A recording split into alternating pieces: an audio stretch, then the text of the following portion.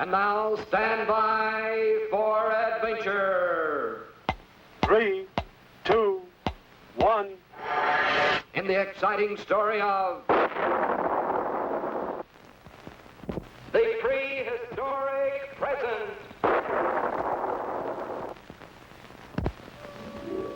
The morning sun beamed down on the entrance of the cave home of Scratch, the world's only living caveman.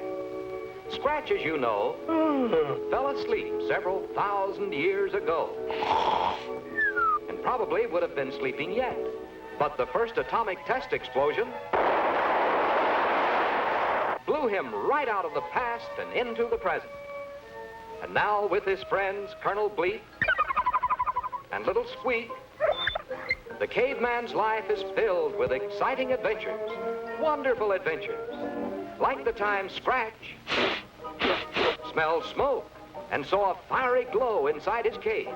He dashed inside to find Squeak with a giant birthday cake, all aglow with candles, just for Scratch. The happy caveman jumped for joy and made a very special wish when he blew out all the candles. And then Scratch felt sad, and big tears dripped from his eyes, for he felt sure that his birthday wish could never, ever possibly come true.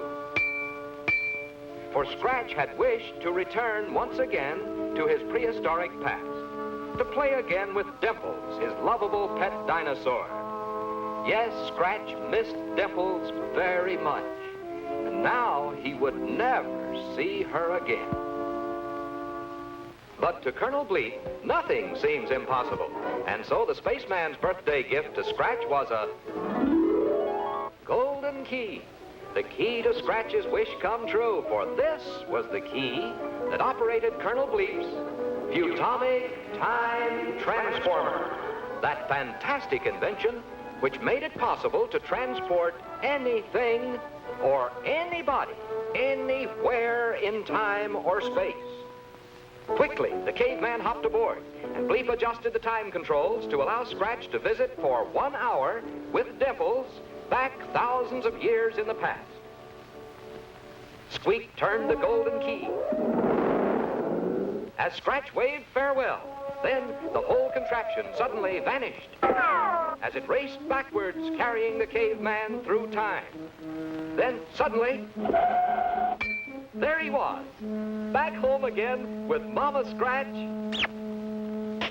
Papa Scratch, and Dimples, dear old Dimples, Scratch's pet dinosaur.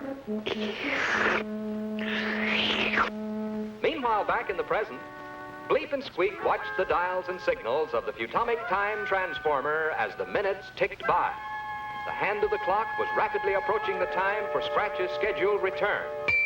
There's the signal. Now Bleep throws the reverse control switch. But Scratch is having such a wonderful time, he forgets to climb aboard, and the machine returns empty. Quickly, the Colonel sends it racing back, and again it returns, but this time with Dimples. Now Bleep is worried, for only enough Futomic power remains in the machine for one more try. Scratch must come back this time, or he will be left forever in the past. Once again, Bleep throws the switch. And just in time, Scratch jumps aboard the Futomic transport, and now he's really on his way back. But wait, the power's beginning to fade, and the years are clicking off slower and slower, until finally, the machine stops dead, somewhere in the past century. Poor Scratch is stuck back in the 1800s. Now he'll never get back. But wait, what's that strange noise? And that, it's getting louder and louder, closer and closer. But what can it be?